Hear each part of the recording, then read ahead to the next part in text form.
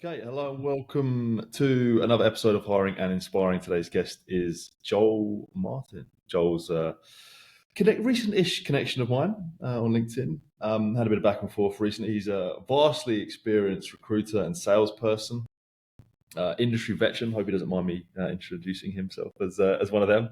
Been in the game a long time. Been doing some great stuff. I think most recently he's a business owner, director of 420. So I'm looking forward to catching up with him today, finding out a bit more about what he's doing currently, and also providing him the chance to reflect a little bit on his illustrious career. So with that intro, Joel, welcome to the show, mate. How are you getting on? Very humbling introduction. Thank you very much. I don't know about illustrious, but enduring is probably a good way of saying it because I'm still doing it. I'm very well, and I'm very pleased and proud to be a guest, mate. It's great to chat to you. Good stuff.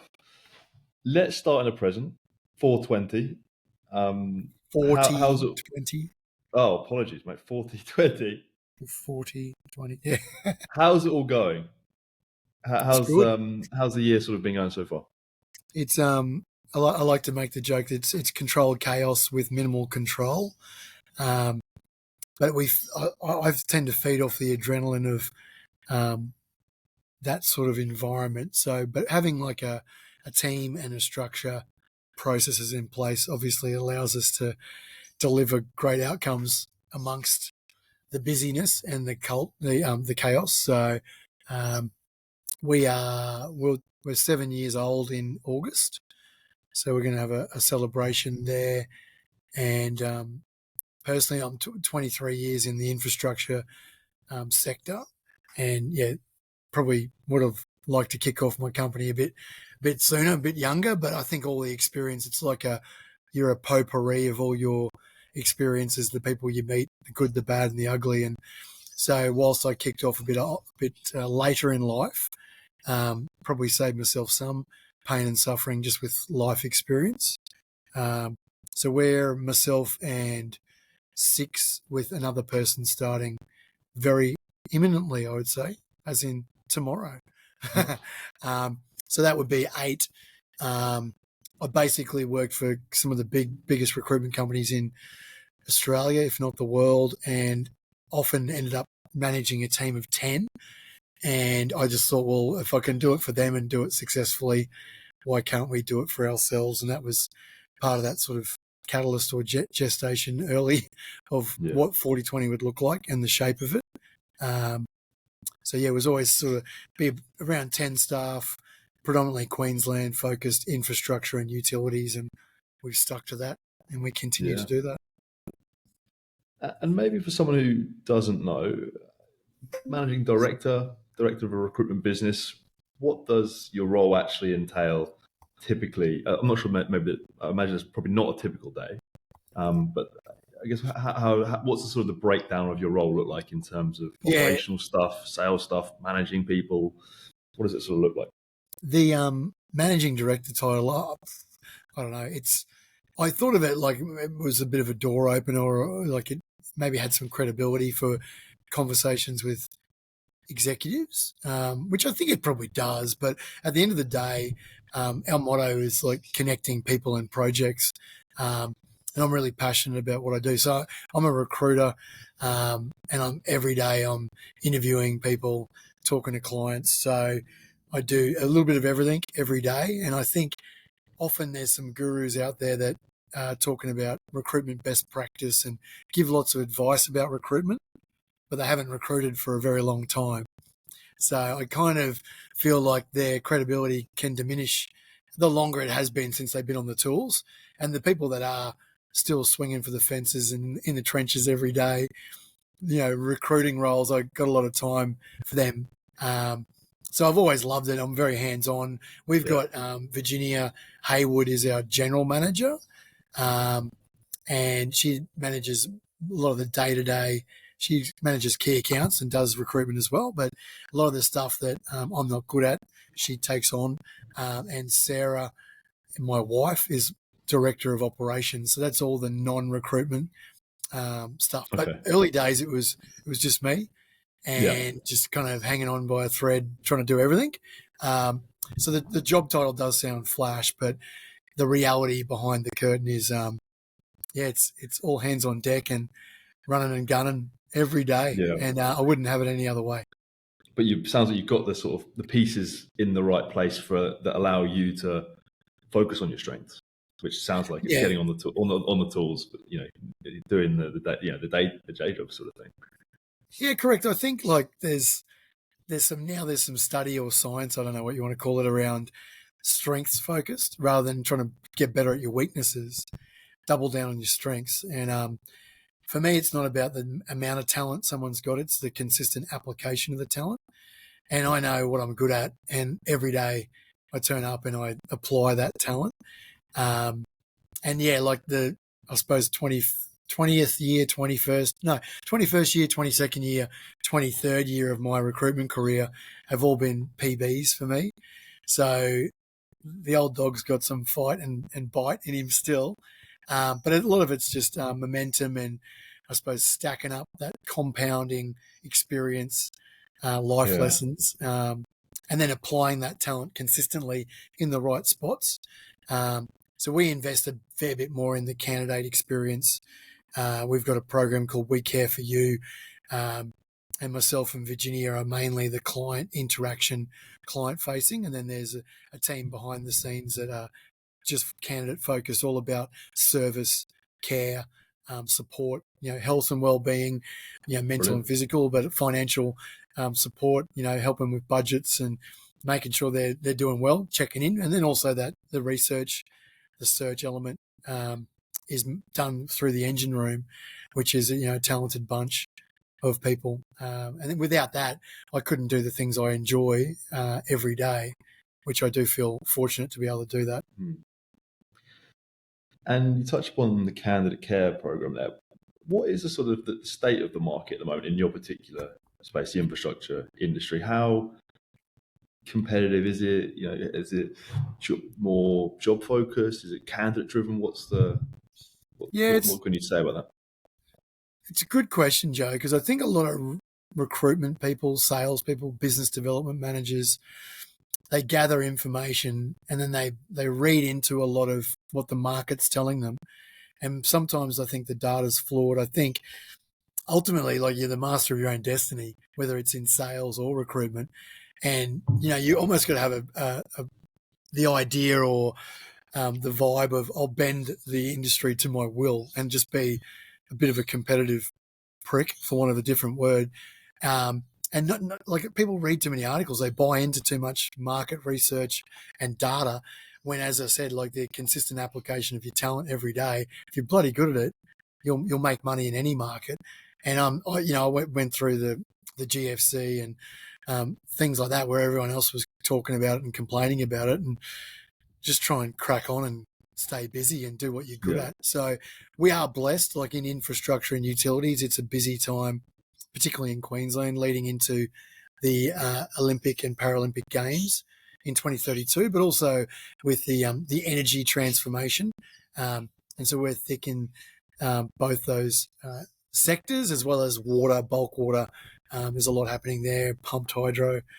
So very fortunate, and I'm not, that much of a egotistical wanker where I think, like, it's all my hard work. It is a good market at the moment for us in the areas that we play in.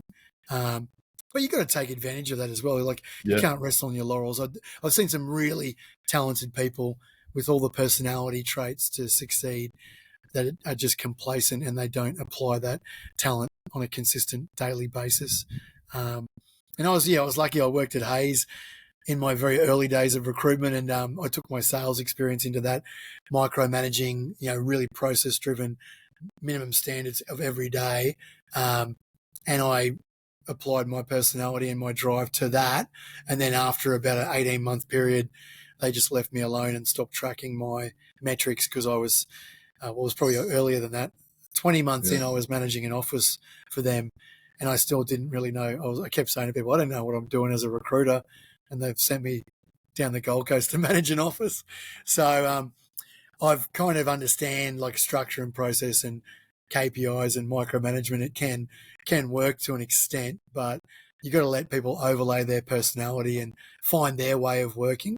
That's what we try and do. We try and have a structure, process, minimum standards, and then let everyone, overlay their personality and their style. And we definitely don't want like a bunch of mini Joels out there, because that would not help the world. Fair enough. Very humble, mate. No, I think a lot of recruiters, they talk about the market all the time, don't they?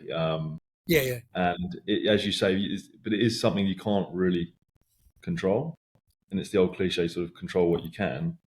And it's, a lot of the time, the best recruiters do really well, but it can be they have a bit of luck, or that the market's in their favor, and it's sort of they get caught up in their own hype a little bit. Yeah. And when in doubt, make a phone call. Like, I just always feel like, get on the phone, talk to people, and you'll gather the right intel. Like, when you're talking to the people at the coalface, like reading newspapers is like, it's helpful to a point, but really talking to managing directors, executives, talking to candidates like every day, every hour of your day, and then keeping your finger on the pulse that way, and then sharing intel, sharing your market knowledge appropriately. I was saying to one of the team the other day, we're storytellers in a way, and we need to be naturally inquisitive and curious. So we gather the information on clients, candidates, our contract professionals, and then we disseminate, share the information appropriately. Because if our clients are getting good intel and they're growing and succeeding from our connections, our intel, then they're going to come back and use us more often. So like, their success is our success, and always want to be hand in glove, partnering really strongly and closely with our clients and supporting our candidates and contract professionals to have the best careers they can have. Like, try and come up with wealth creation strategies for every single person, really. You did mention something about competition, and that's one of my other things I love to say. There's no competition apart from the human in the mirror every day. And most of people's, in the coaching world, there's the mantra is peak performance is your potential minus barriers. And most of the barriers are self-imposed. So you get in your own head, you believe your own bullshit, you tell yourself these stories. When in actual fact, like I said, when in doubt, pick up the phone and make a call. You can just get back on the bike and just get cranking and get busy very, very quickly when you've had bad news. But I don't think there's no competition. There's inspiration and there's potential collaborators, really. So. Yeah, I completely resonate with that. My first few years of my recruitment career, I was obsessed with what are my competitors doing? What's the market doing? And then I was like, hang on, just focus on yourself. Just be better than you were yesterday. Do that every day, and then that's how I managed to make a bit of progress in my career. But so spot on, mate. What about if you talked about the success of 40/20, some PBs in the last few years. In the last 7 years, though, I imagine it hasn't all been highs. I'm sure there's been some challenges along the way. What would be some maybe? So I think I just dropped out there. What would be some of the main challenges that you faced since you launched the business that spring to mind? Yeah, it's a good question, because it's I think sometimes it's like the burden of all the ideas is something that people don't factor in. Like, when you are the person that's making all the calls and coming up with all the ideas, the innovation, the improvement initiatives. So when you're a small, one-man band or one-lady band, and then you're growing, that can wear you down a little bit, and it's sort of like almost like a hidden burden, I suppose. You carry it yourself, and then recruitment's really, it's great because it's never ending, but it's shit because it's never ending. It's the beauty of it is, like, you can just get back on the phone and make some calls and get some new jobs on and talk to clients, and if you had a bad morning, you can easily shake it off and have a great afternoon. But the people that are really driven to succeed, you've got to find methods to switch it off and like look after yourself, self-care and whatever. But there's also that, like, how driven are you? How competitive are you? Like, what's your mindset like? How much do you want to earn? How much do you want to kick butt? It's up to you to make those choices. So everyone will be different. And I think over that journey of 7 years, it's probably there's not less challenges. They're just a different shape of challenge. It's different things. Like, I'm really like careful with money, and with the company money, I've always been like, cash flow has been like really front of mind. So we've never outsourced payroll. We've never had any of that factoring or anything. We've always left money in the company. And as we've grown and as we've expanded, we've now got a Brisbane office and a Sunshine Coast office. It's all based on the success and being sensible. Everyone laughs because I say it tongue in cheek, fiscally prudent decisions, because I don't talk like that normally. So everyone laughs, but that's for a bogan like me from Redcliffe. It's fun to talk like that occasionally. But I was never going to buy gold watches or yellow Lamborghinis. It was always the long game. It was, where are we going to be in 10 years? And it was like, 10 staff, 10 years, 10 million plus revenue.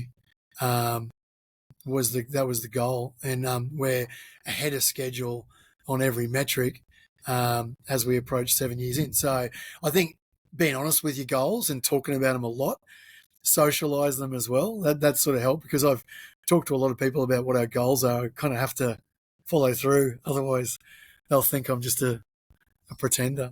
Well, I think you've got to do that, haven't you? You've got to verbalize your goals sometimes, because it kind of helps you keep accountable to it, I think. Convince you that it's achievable too. Like, the more you talk about it. And I don't know, like, there's gurus out there like Start With Why, Simon Sinek, and that. Like, there's a lot of people, when you take little bits of everybody's advice and TED Talks or books or whatever, and like, often it'll be 2 or 3 things, and that's all it is. Like James Clear, I love his emails, but like, I probably read 3 or 4 of them, and I'll get one thing out of, once a month maybe. And like, even Atomic Habits, I'm not afraid to admit it, I didn't even finish the book. I just took out bits I thought, were relevant to me, and I listened to a lot of what he'd said previously, and I was like, cool, I'm just going to get back to action and do what I do. And I try to refine it and define it, as often as possible, but it's sort of more of a focus on the strengths for me. Mm. You talk about maybe just taking a little bit from different people, these gurus, whatever. Yourself, though, as a business owner, if someone's listening to this and there's maybe one thing that they can take from you, if they wanted to start their own recruitment company, what would be your 2 cents on that? What advice would you give that person? I think like, self-belief is a really powerful thing, and like, the little tiny voice in our head it's ever present, and like, controlling that and like creating our own reality. But then also being honest with yourself is like, what do you want to create, like, for your life? Do you want to have stability and security and do a 9 to 5-ish in an office with a big team of support? Or do you want to, sort of look yourself in the mirror and be proud that you've taken inspiration from others, but you're actually the hero of your own journey? And that was a big thing for me, was to like, just look myself in the eye and be like, you're doing okay. Like, you're having a crack, and you haven't, like, it hasn't all fallen apart yet. But some people they want a lifestyle business. They might bill $400,000 a year in an agency, and if they can replicate 75% of that, minimize their tax, be a bit clever with how they invest, maybe that's the perfect model for them. Other people want to build a big team and, have a 7-8 figure business, retire early, have a property portfolio, and, just kick it on the beach. Everyone's different. And so they really do need to establish what their goal is, and is it realistic? Because a lot of people say, like, you can do anything you put your mind to. Like, that's absolutely bullshit. Like, I love basketball, but I'm not going to play in the NBA anytime soon. So it's got to be realistic, and within your talents. And you can obviously work on your talents, but you've got to be realistic and, get some other people's buy-in on it as well.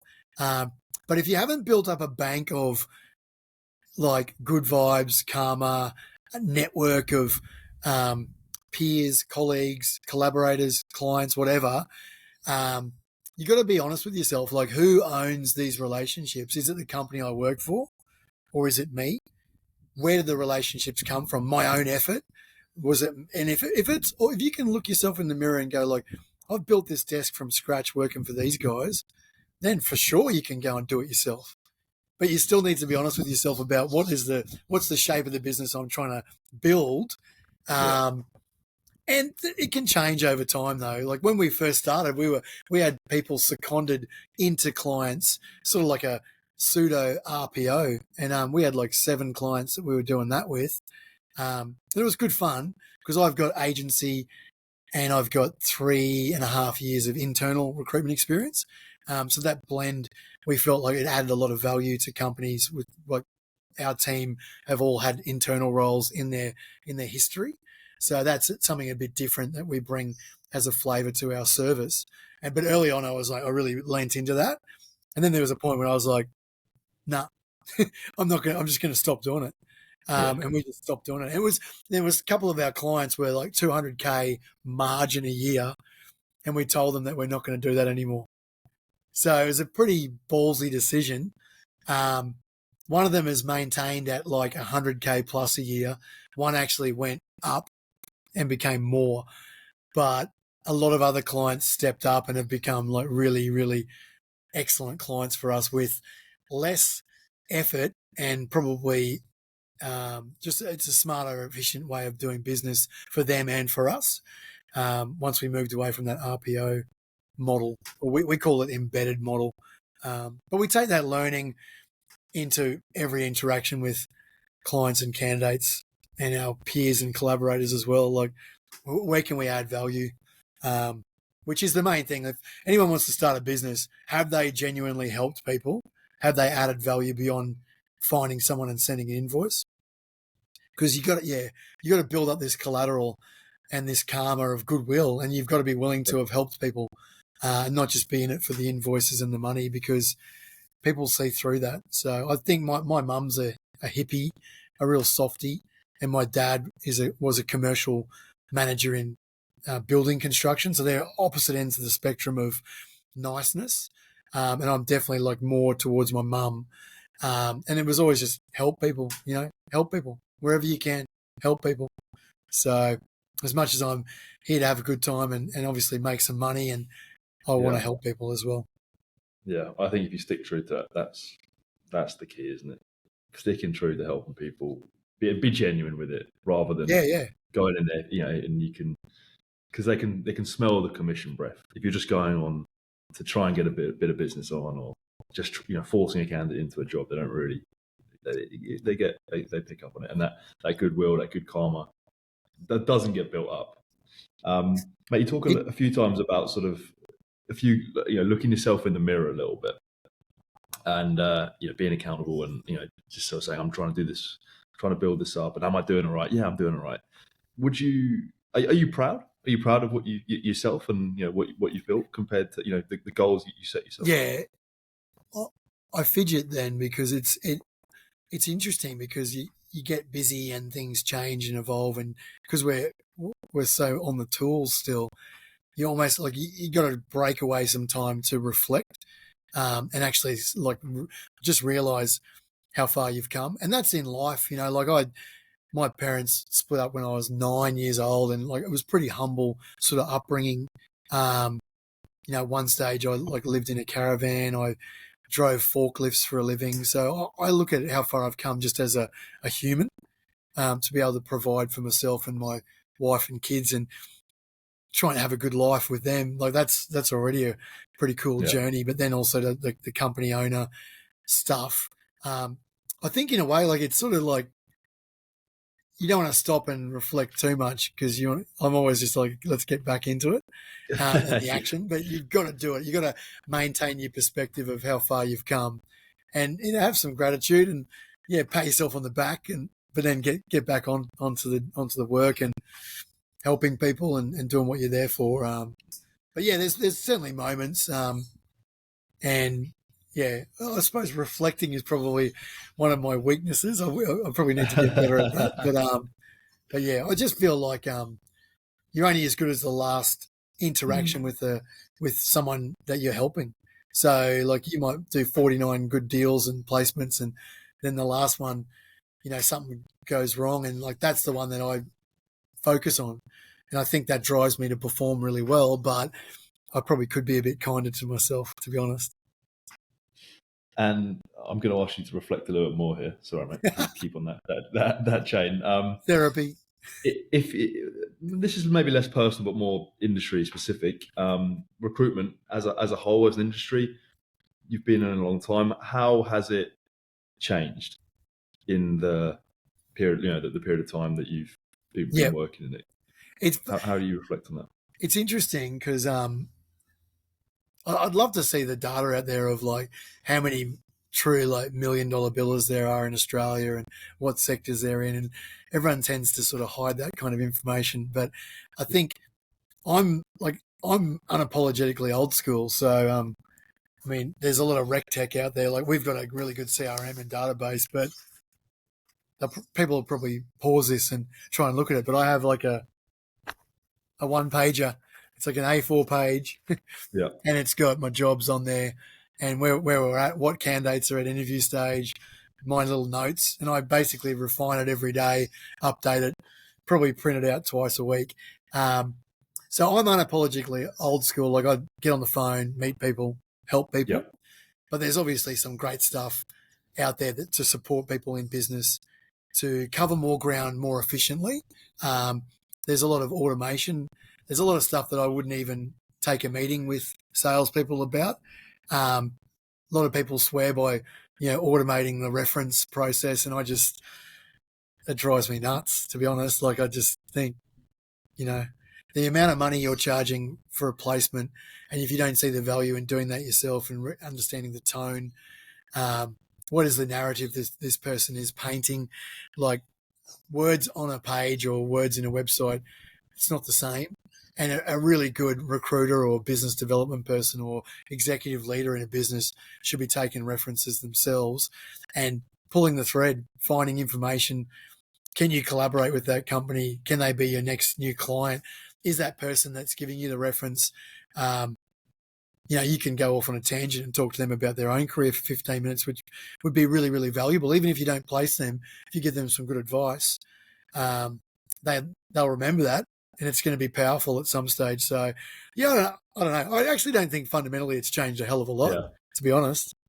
I think there's a lot of people out there that's telling you it's changing a lot, and it has changed a lot, but kind of don't really buy into that too much, and like the results speak for themselves. Yeah, the basics and fundamentals stay the same. Yeah. The behaviours you need to demonstrate, and the tools have changed a bit, I guess, but not drastically. Still getting on the phone works. Still meeting people face to face works, from what I understand. Anyway. What about if you look back on your career? We've talked about what you're doing currently. Your previous roles, different recruitment businesses. Has there been a role? Was there a particular role where that was one that you look back on and go, bloody hell, I learned a lot from that? Or that was a real transition from where I became, maybe I was decent at it and suddenly I became good, or a real sort of transformative type position from your background, would you say? Yeah, like I did 4 years with Hayes, and I think moving to the Gold Coast office like kept me in the business longer. And look, Gavin Sharp was my direct manager, and Simon Bristow was the manager above him, and I learnt a lot from them around the structure and process of recruitment. And they gave me the chance to go and run an office on the Gold Coast before I was ready. And I spent 4 years with them. But I think the biggest shift for me in recruitment, like just purely recruitment, was joining Talent 2. So the second coming of Morgan and Banks, and getting to work like super close with Craig Sneesby, who is still like an inspiration and a collaborator and a friend to this day. And I had 4 years at Hayes, and I was managing a team on the Gold Coast. Bit of change in my life, and I wanted to like get better, and I wanted to do more executive work. I wanted to just test myself and continue to learn and develop. And that was very much like, that was a game changer for me, going from Hayes to Talent 2 and tapping into that sort of executive search mentality.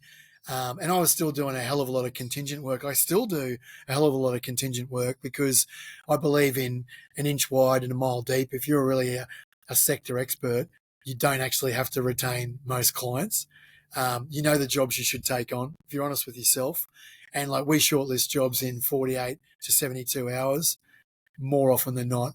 And then not a lot of them are retained. Certain circumstances we retain them, but I took my aggressive, action-packed, contingent mindset, temp and perm, into the Talent 2 model, and then overlaid a bit of that, I suppose, like experience, precision, some class, let's call it, because I was pretty rough around the edges, and I learnt a lot. And this is when, like, Talent 2 Brisbane, I think we had maybe 6 staff at that time. I sat on a desk with Paul Hubbard, who is a bit of an industry veteran. So he was an ex-Morgan and Banks guy that came back to Talent 2.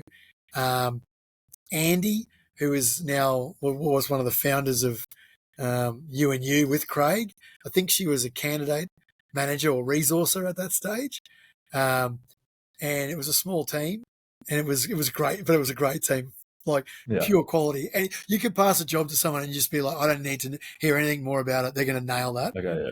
And you just had so much faith. Like, I was like the least experienced, but I think they used to think I was hilarious because I just was a bit like the Tasmanian devil from the Warner Brothers sort of cartoons. Like, just, action and go. Like, then I think I inspired them with like the action, and they inspired me with their class and their precision and some of that more executive approach. And then, I've sort of took it from there. I worked for Talent 2 twice because that's how much I enjoyed the first time. I was happy to go back. And the second time I was fortunate to work with Nicholas Tuckfield. And I think that was like, just as pure recruitment, like the combination of learning from Craig and learning from Nicholas, you'd sort of jam them together. They have some similarities, but it's probably 80-20, 80% different dudes. And I learned a lot from both of them, and having them as bosses was like a lot of fun. And I think they appreciated like my drive and intent and the action I brought to it, but they probably were trying to get me to calm down and sort of hone my skills a little bit. But fundamentally, like, working with internally, like going into businesses and being on the other side of the table, being the client, is probably the other main game changer for me. Like, working with, I had a startup recruitment company that was actually owned by a project management company. So I was in the same office as them for 2 years. So did all their recruitment for them. We filled all their contract opportunities, and I learned a hell of a lot about project management firm, engineers, and I was in their office for, every day for 2 years, basically. Working for Fulton Hogan, a really big infrastructure company in Australia, for 6 months. It was only a short stint, but very similar. Talking to the GM every day, and it just really embedded down my knowledge of like the actual on the tools, infrastructure and engineers and what it's all about, and my credibility went through the roof. So I think they're probably the really key sort of crossroads where I've like really taken my knowledge and my results to the next level. And coming back from Sydney, I worked for Penzar Infrastructure, so another internal role, but that was like, it was a mixture of business development and recruitment. So I managed the recruitment resourcing function, and I was also general manager for new business. And I love that, because I think any recruiter, any executive in business is a good recruiter. Any executive in business is a good business developer. And I think I've always said that the story that you pitch to your future clients, to people that are your future employees, to the market and to your current clients, it just should be a consistent message. It shouldn't be different rules, different message, different story. It should just be a consistent, kick-ass, genuine and authentic message to whoever is going to hear it. And that's a bit of my marketing upbringing. And a lot of marketing gurus would probably argue with that, but I've just been like, if you are genuine and authentic and you tell the same story, it's consistent, it'll resonate with certain people, and then you'll succeed. Love that, mate. That's great. And if you, I don't want to put you on the spot too much here, but if you reflect on your career to date and all those previous experiences that you just touched upon, is there one particular sort of mantra or moment or something, maybe one of those mentors you mentioned said to you that sort of stuck with you and you still implement to this day in the current role? Or it doesn't have to be something a mentor said, just a moment, maybe an interaction with a client, or you had a really good year, something clicked in that place that was, I did that way, I sort of keep hold of that mantra moving forward. Is there something that sort of sticks out to you if you reflect a little bit on your career? Yeah, I think like you touched on it before, like talking about desperation. Like no matter how much you need a deal to go positively, like I call it the barley markets negotiating tactic. You really have to appear like you could not give a F word about it going ahead or not, because you really need to establish how important and valuable it is for the client, and your willingness to be happy to walk away will really establish how serious they are, and how much they value the process, maybe the job opportunity, but also your input into the process. So really working hard to be a little bit blasé, be really confident.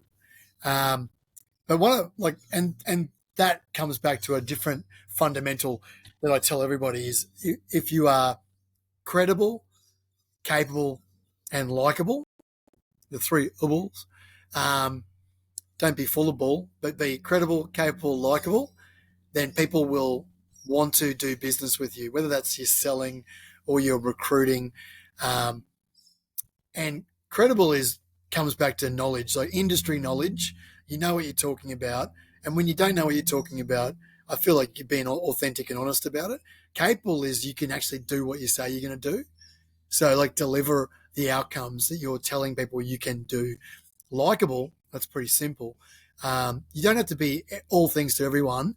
And I think being authentically your own version of likable, over time, repeated compounding interest of those three things pays off massively in whatever your career pursuits are. Like pretending you're something you're not, being like the perfect robot version of yourself, like it just creates more problems than it's worth. You can't keep up with the lies. You can't keep up with the roles you're playing.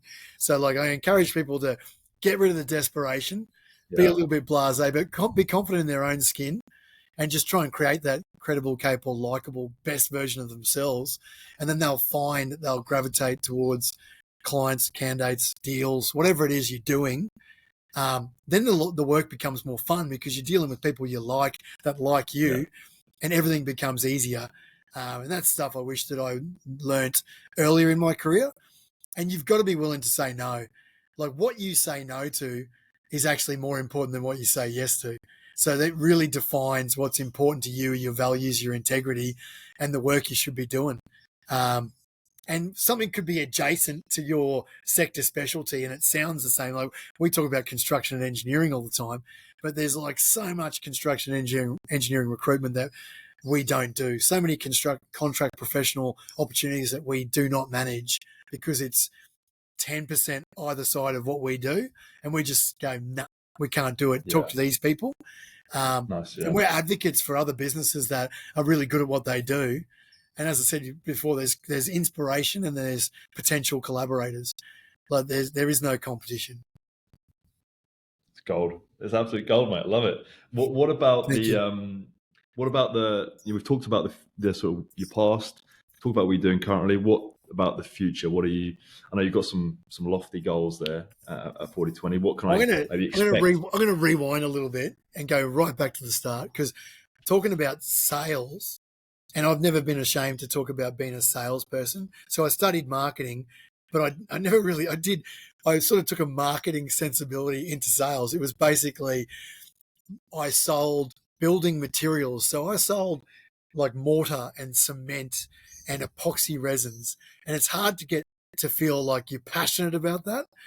So I needed to believe in the product for me to be able to sell it, because if it was a faulty product, I couldn't get behind it because it wasn't something that I was excited about talking about on the weekend. So that comes back to that credible thing, like believing in your product and authentically talking about it, and not shying away from the challenges or maybe the imperfections. Address the elephant in the room. I say, jump on the elephant and take it for a ride. Like, get involved early. If there's, some intel or there's something about the industry that people have heard in recruitment, I think address it. Talk about it. You say, look, you may have experienced this. Feel, felt, found is like one of the most fabulous objection overcoming tools that I've ever developed in my life, and that was I think it's great because you actually are using third-party advocates of yours, other clients, to overcome an objection of a potential new client. So whatever you do in life, like layer that over yourself for any role you're doing. So I don't ever walk away from my history in sales. I just take all the good bits and I still use them to this day. And I think like you got to lead with your intentions and your integrity. So your actions demonstrate your true intentions. So if you're telling people you're going to do something and then you don't actually do the actions, then they basically see right through the bullshit, and then that impacts your credibility. So of those three, so basically just be accountable. Do what you say you're going to do and do it to the best of your ability. If there's issues, raise them really early in whatever the process is. Ask the client for input or help, or tell them that there's a problem and we need to address it together because we're partners in it. So like I sold gym memberships, which was amazing. Like that was a great way to learn about people, because we're selling like a facility, but we're selling like an experience. And what we're really selling is the results. So that taught me to be like outcomes focused. It's not necessarily always about the equipment or how flash the gym was. It was basically about what is the result they want.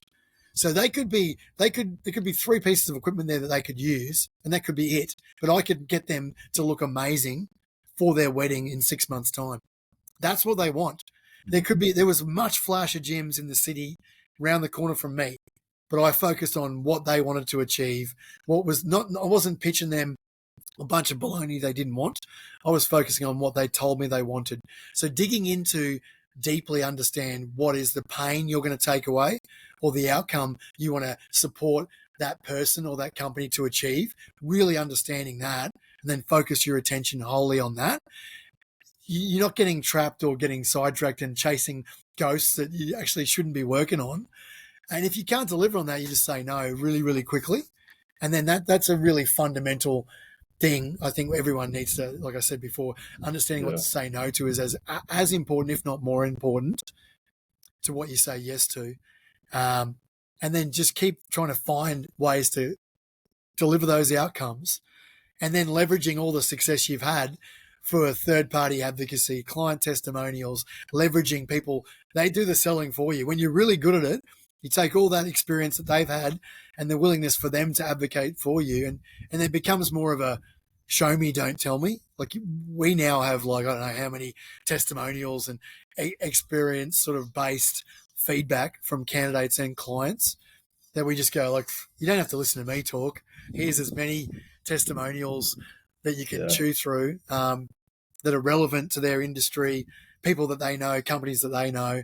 So highly credible, and lean on that. And I think no matter where you are in your career as a salesperson or a recruiter, gather that momentum now through like the library of testimonials, references, advocates. Start today and then continue to leverage that feedback, and then also get better from the feedback. But definitely like that show me, don't tell me. Like you don't have to sell too hard if other people can do it for you. And I think that's the future of where we're going as a business, is continue to help people, focus on what taking away their pain. Don't sell them stuff that they don't need, and then continuously trying to get a little bit better, not dramatically different. Don't be like game-changing shifts in how we operate. Like lean into those fundamentals and those basics. And like I said, your actions demonstrate your true intentions. So every day turn up, apply your talent, and rinse and repeat. Just keep doing it, and good stuff happens. And then the good stuff, capture that story, tell people the story, or let the people that are involved in the story tell it for you. That's really Stick powerful. to the basics. Yeah. It's pretty simple at the end of the day. Think about like Yeah. a sales process or a recruitment process is they're trying to fill a job or they're trying to buy something. Like, can you do that for them? Are you confident that you are one of the best around to deliver on that? If you're not, ask more questions. Can they soften their expectations? If they can't, then tell them you can't help them. Be honest. Cut it off really quickly. They'll respect that, and they might circle back, or they might refer people that are more appropriate to your business or to your desk in the recruitment company you work for. You got to be honest. Like, there's no point pretending you can do something you can't. As that noisy plane flies overboard. Well, I've got one final question for you. Cool. And this is a bit more personal. You touched on earlier, you mentioned Simon Sinek, start with why. This is more to you, sort of the reason you get out of bed every morning and do what you do and keep coming back and have done for so many years. You have touched upon a few things, the love of helping people, that kind of stuff. But what is the reason you keep coming back for more? What is success to Joel? That doesn't have to be in your career and your job as a whole. What is success to you? I think, you got to have a chip on your shoulder. I've always had a point to prove. I probably create doubters early in my career. People probably didn't even know who I was. And I was probably like, fuck you, I'm going to show you. And they probably were like, who's this dickhead? But I think sometimes you got to create like a reason to be driven, motivated. Maybe it's not intrinsic. Yeah. Maybe it needs to be extrinsic. Maybe it's like outside of you, and whatever it is to get you to turn up every day and be motivated. And everyone's will be different. So early in my career, I had a chip on my shoulder. I was way too competitive, and I worried about what everyone else was doing and what they were talking about. But at least I cracked on and got into the action. Then I've evolved over time with life experience and guidance and mentoring for people, and I just now focus on what's in my control. Try to respond to stimuli rather than reacting like aggressively as I used to. I pretty famously smashed 2 phones at Hayes when I worked for them on the Gold Coast. So I certainly have had like my moments of temper and competitiveness, but now it's about like, I suppose, impressing myself, being a provider for my wife and my kids, and helping them provide for me as well, because they fill my cup every day. But now I just remind myself that the greatest luxuries are time and the freedom to choose what you do with your time. So money is a facilitator of that. I'm not too bothered about material items. Like, the money is going to be a facilitator for more time for me to choose what I do with the time. And hopefully it's quality time with my family, looking after my health, and supporting, friends and peers and collaborators. That's why I always want to like make time to help out, do things like this. If someone takes one thing I said away and they use it and they're happier and healthier, then I feel like I've contributed, and I want to continue to do that. It makes me feel good on the inside. So I suppose it's a weird combo of like that competitive chip on my shoulder, but my mum being a hippie, worrying about karma, always building up the karma bank by helping people, combining all those with like that provider for the family. They're probably like the 3 most important driving forces. I've already got way more than I ever thought I'd have. I'm way more fortunate than I ever thought I'd be. And it sounds wanky when you say it out loud, but I do feel blessed. And when I've had time to reflect, talking to you has been great for that reflection and, sort of jolting my perspective again of like thinking how far I've come from starting in recruitment, when I was 25 to now. So actually next September, I qualify for 50 and over retirement villages, which it freaks me out when I think about it. Because I still love what I do and I still want to attack it with gusto. And I feel really fortunate to do something that I enjoy. And, I really hope people can find what they love doing and continue to do it until they want to stop doing it. Mate, I think Don't even that's know a if I really answered nice. your question. No, you did. I did. 100%. It's really powerful, and I think that's a really nice note to wrap things up. Absolutely nailed it there. I think, mate, you're doing some really great stuff in the industry. I've personally taken a lot from everything you said today, so big thank you from me for sharing all that. And I'm glad it was a platform for you to reflect a little Thanks, bit, and mate. I appreciate it. just to sort of share how far you've come and that kind of thing. Can I just say one thing? I think this is really important to make note that, like, I was on a Confessions of a Recruiter podcast with the ex-recruiter guys, and a lot of people will say they reached out to me, and anything they wanted, I just sent them. I'm starting my own company. Want to look at some terms of business? Here's our terms of business. Well, what do you do for interview? No, here's a copy. Here's some tips. Like, anyone that wants help, anyone that wants guidance, got a question, whatever. Like, I'm literally here to help, and anyone can reach out, connect with me. Whether even in sales, if they're a business development manager or they're a salesperson, they want to have a chat about their own approach or their style, I'd love it. I'd get a buzz out of it, and it fires me up, and it reminds me of what I want to do myself. So anyone out there that hears it and they've got a question or they want to connect and reach out, I'm here to help, and I'll share with them anything. Whatever they want, whatever they need, I'll share it. There you go. You heard it there. You heard it there first. Joel, thank you very much. My pleasure. Thank you, Joe.